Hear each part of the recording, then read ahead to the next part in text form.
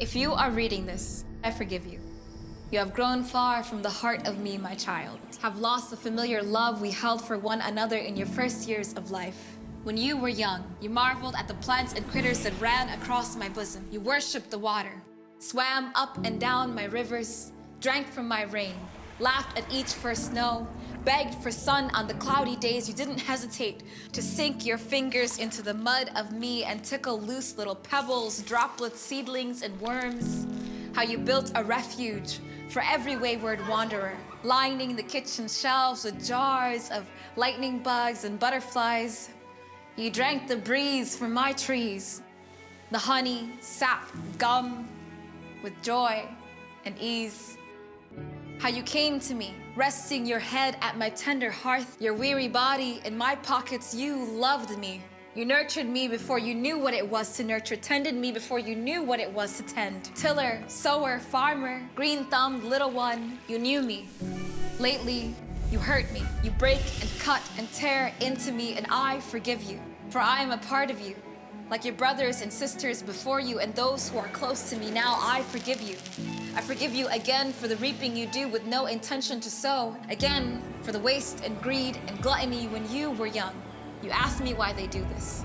Once brothers and sisters, staining the earth with the blood of your people, shaking apart the branches of your family tree, you losing ground and hope all in one fell swoop. You turned to me, resting beneath the shade of date palms and magnolias. You begged me to make sense of it all.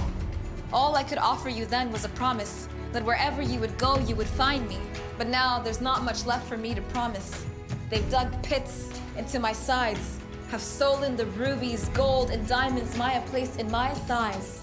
I do all I can to heal, but my weary body can't clear away the hurt so easily. My waters rush but do not soothe. The air in my lungs suffocates the little ones. I cough and spew and gush and bruise, and it will not heal. When a child of mine dies by my hands, here in the long forgotten valleys of your youth, visitors come not of their own accord, but by necessity, and I am made whole again. Abdul Ghani and Izdihara sink their hands into the mud of me. Saplings cling and I am whole again. Hatim builds monuments to my skies, captures the sun, channels the lightning, and I am whole again. Luca and Layatu fill their homes with fruit born of me. The children eat and grow and are healthy, and I am whole again. Usman protests. It isn't mine alone to mend, he says. I need you to build and build again, to make new, to bring forth life from relentless earth, making an oasis from charred terrain, creating refuge from only scar tissue and lightning strikes. Let me be more to you than just a final resting place. Let me do more for you than call you home. Child of mine, if you are reading this, I need you. Your mother. If this land could speak, would she thank us, praise us? Would she ridicule us or beg us? Would her voice be weary, gentle, disdainful? Would it shake with sorrow, with rage?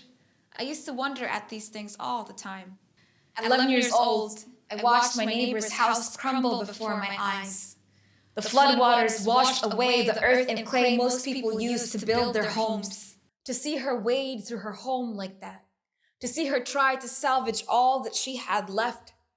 Our country was already locked in turmoil, and now the earth began to purge us too. If you could stop the next tornado from hitting your home, the next hurricane from wiping out your city, the next drought from starving your people, the next lightning strike from ending your life, wouldn't you? The locusts in the Horn of Africa, the floods in South Sudan, the ice in Chicago, the fires in California, Australia, the threat of rain that won't stop or rest, that won't come. We are at the precipice of possible change, a turning point that can and will define us. Fire or ice, how will the world end? I don't know. And I don't want to find out. Not in our generation, and not in the next.